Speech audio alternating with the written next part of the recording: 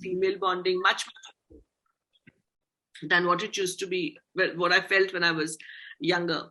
Would you agree with that? Yes, definitely. The bonding, I think, just increases.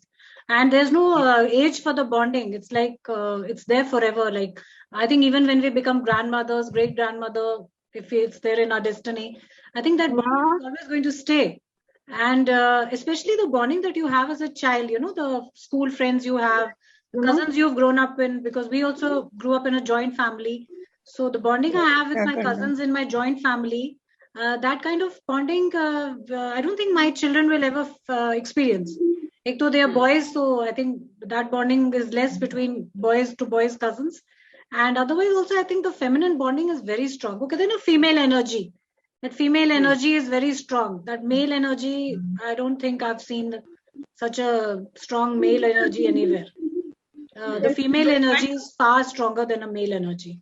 So I think that's what, that's why I told you in the previous session of this program that that incest between mother and daughter, it could only be for a second. But, you do feel attraction towards another female if you're very close.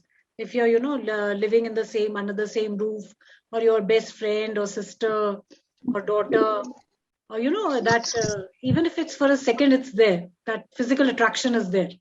It may not actually lead to something, but you become possessive about that person.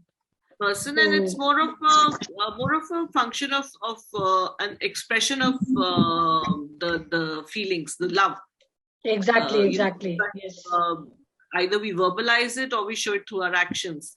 So that's the and I don't think it's wrong in any way, to have that attraction, because it just makes you closer. It increases your bond. It makes you more tied together, So there's nothing wrong in a female bonding as such. In fact, they say females are jealous of each other, but I think we should discuss more about the bond also, rather than only discussing the jealousies and the, how we try to put each other down. Yeah. And that thing is there. But the main thing is that we haven't heard my dad is speaking, Soni. My dad. I haven't heard Rajeshwari. Rajeshwari, I think Papaji, she has left the meeting. All right. Why the book proper is not being discussed by the anchor, Soni? Uncle, we were discussing the book and we are discussing issues arising out of the book. So we have discussed about the style of writing, the narrative style. We have talked about the characters that are there. Where from has inspiration for writing her Yes, we did talk about that. Ayush, would you like to add some more? I think Uncle may have joined a little late. No, he's been there right since the beginning. We did talk about what drove you to write about all of this. So would you like to talk a little more about that? I met you, Soni, 20 years ago when you were chief of Hindustan Times, so I know you well. No, my father has met you before in your office. Oh, nice. I was very happy to know you are entering this program. But you have discussed the evils of the society, not the evils in the book. Sorry, I didn't catch that. I didn't catch it. You said that you discussed all the evils in the society. But the book proper is not evil. Yes, the book proper is not evil, but it talks about all the evils that exist within our society. Yes, and she has picked up the evil brought out in the book. Where is the inspiration from? Right, excellent. So Ayush, would you like to respond to any of that?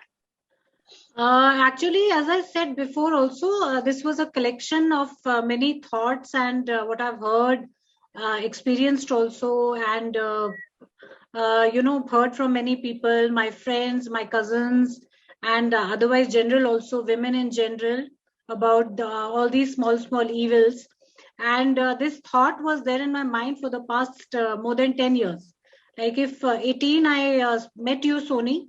So I think it must have been there from 2000, maybe from 2000, right from 2000.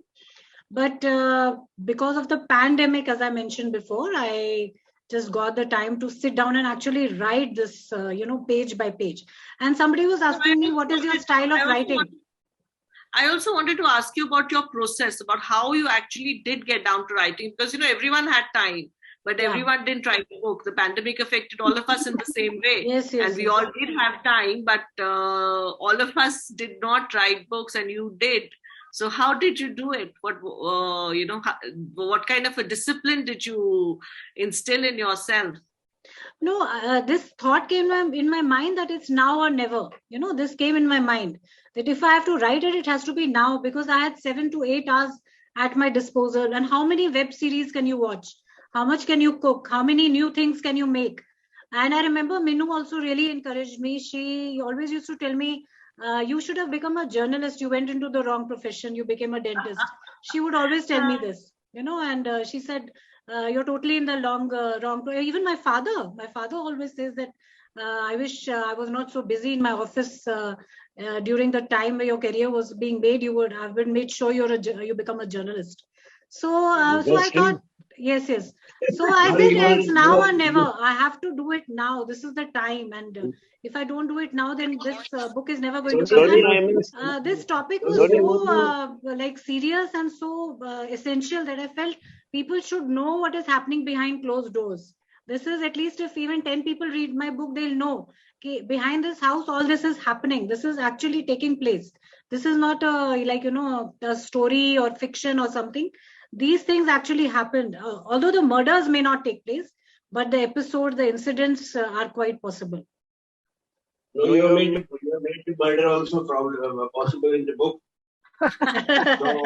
Only in the book, not in life. That is why the pen is, uncle, that is why the pen is mightier than the sword. जो तलवार से मार सका वो pen से murder हो गया